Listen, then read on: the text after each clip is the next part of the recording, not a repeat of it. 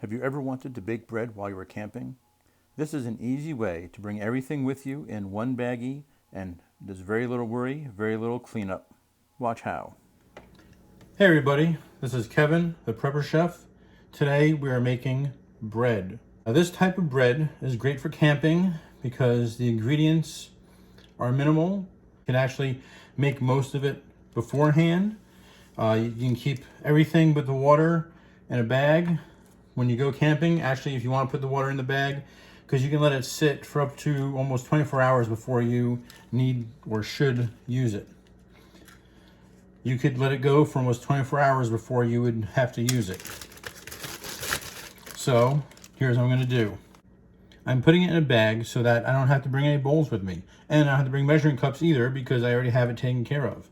So the first thing I'm adding is 2/3 cups of flour.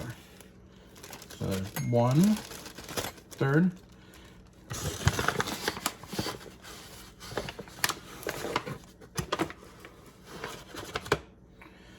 And here's 2/3. And I'm making 2 bags. And I'll show you why here in a little bit. But if you're making more than 1 bag, even if you're gonna make, hey, let's make some for lunch one day, let's make some for breakfast the next day, why not? Why have all the ingredients out? Just make them all at one time.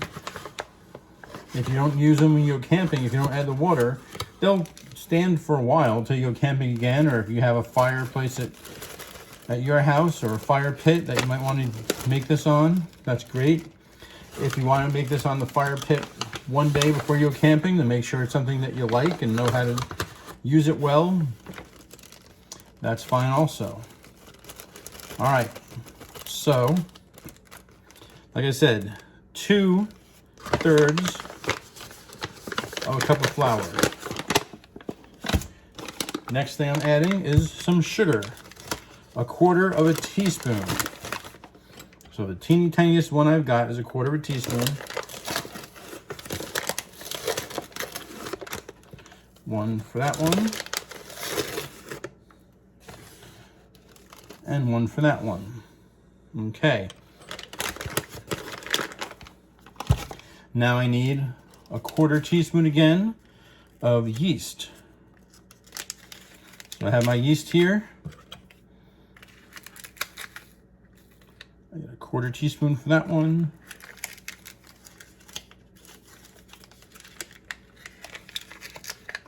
And 1/4 teaspoon for that one. All right, now I'm going to add the salt. Surprisingly enough, 1/4 teaspoon.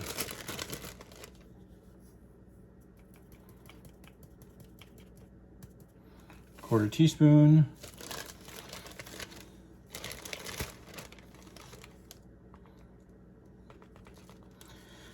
Quarter teaspoon. And if you've got kids, this is great for them to do, and you'll see why here in a minute.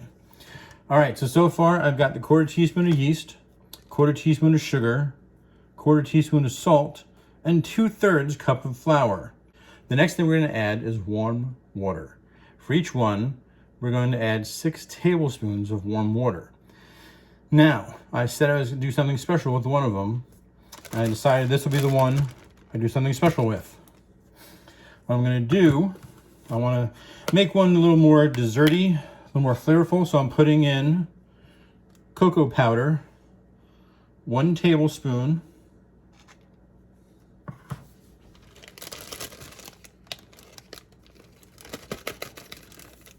One tablespoon of cocoa powder, and to sweeten that a little bit more, since we have the cocoa powder that does not have any sugar in it, I'm going to add 2 teaspoons of extra sugar to it. There's 1. There's 2. I'm going to zip these up a little bit, not all the way, and I'm going to mix them up a little bit. So that way I can see that the cocoa powder is being distributed evenly through this one.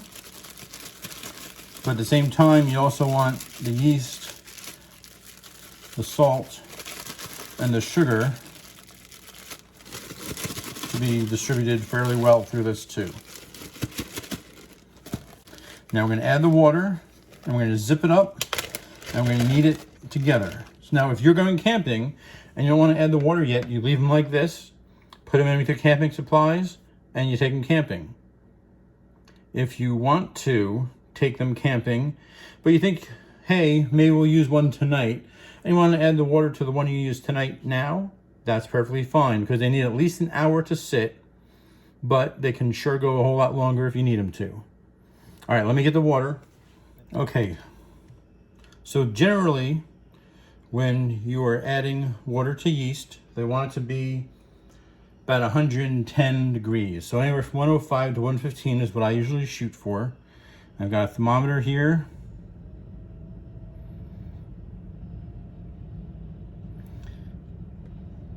It's about 115. A little more than 115 because I figured while I'm here talking to you, it's going to go down a couple of degrees. So I'm going to add, like I said, 6 tablespoons to each one.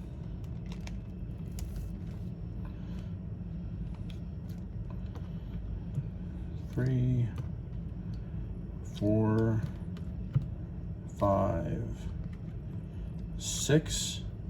I'm going to zip it up real quick, and I'm going to knead it, but I'm not going to do the whole thing right now because I want to get the water and the other one while it's still warm. But I'm going to sit here and knead this a little bit. Now, if you have kids and they're wanting to participate, this would be a great way for them to do it.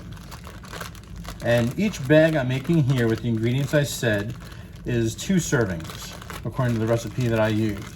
And I know for a fact that it will easily be 2 servings worth the way I'm cooking it on the stick.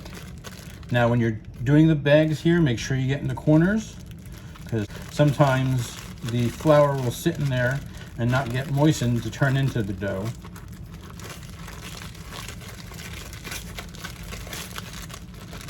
All right, now I'm gonna take some of the air out, because when it proofs, the air will come back into it.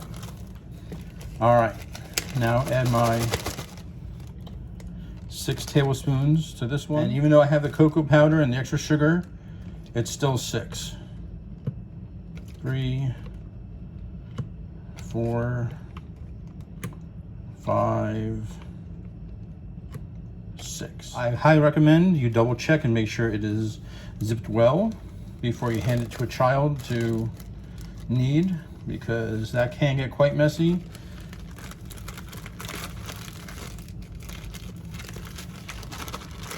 So I'm going to knead this here for a minute or 2. Now, if you don't want to do the cocoa, but you like it a little bit sweeter, I've made it before where I'll put in 2 tablespoons of honey with it, and that makes a fair difference and makes it taste a lot sweeter. And see right here, I didn't get it very well, so I need to go back in and knead it more.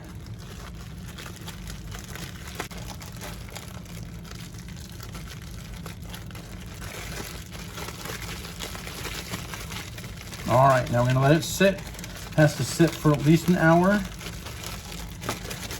And then we'll come back and check it out, and then we'll cook it. All right, so I'm cooking my bread. I got some coals here. I got a stick. This is the chocolate bread. You can tell it's a little browner than the other stuff will be when I show it to you. But I'm just cooking it low over the coals. It's not a marshmallow. I'm not trying to burn it. I'm just low and slow over the coals. Cooking over the coals is usually the best way to do it if you're going to go for a good slow cook. Over the flames is usually too unpredictable.